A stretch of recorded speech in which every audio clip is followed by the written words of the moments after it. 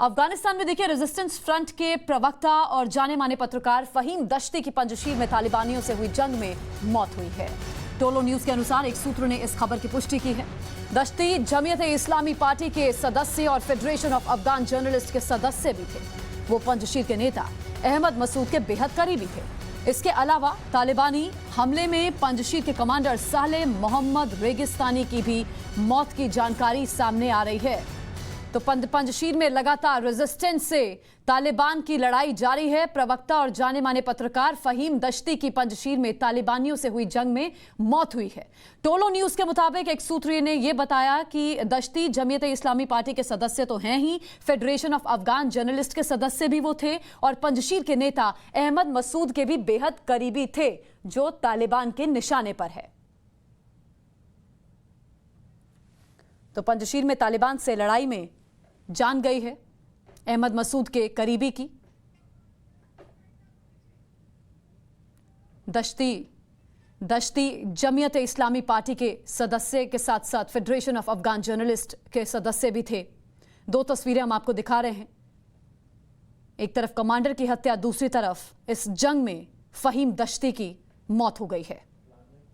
पंजशीर में लगातार तालिबान पंजशीर को कब्जाने की कोशिश में है और कई दिनों से रेजिस्टेंस फोर्स और तालिबान के बीच में लड़ाई जारी है। और अब तो पाकिस्तान का कनेक्शन भी सामने आ गया है कि पाकिस्तान की पूरी मदद है तालिबान को मिलती हुई, जिसके बिना पर तालिबान इस तरह के बड़े बड़े हमलों को अंजाम दे रहा है।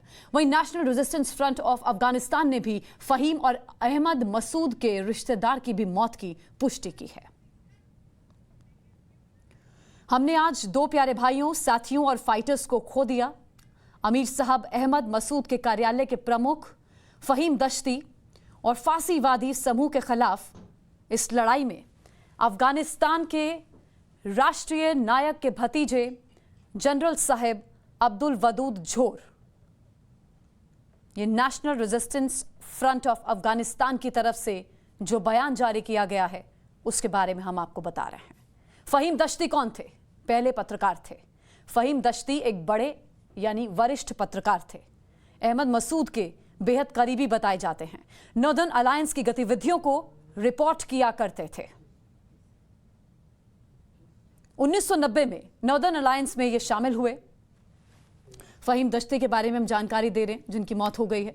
लगभग 30 साल से एनआरएफ से जुड़े थे। 2001 में तालिबान के हमले में ये बाल बाल बचे थे। वहीं 20 साल बाद तालिबान के साथ जंग में ये मारे गए हैं। पंजशीर के नेता अहमद मसूद के बेहद करीबी थे। अहमद मसूद तालिबान के निशाने पर है। दश्ती की मौत अहमद मसूद के लिए एक बड़ा झटका है, इसमें कोई दो राय नहीं। दश्ती की मौत अहमद मसूद के लिए एक बड़ा झटका है।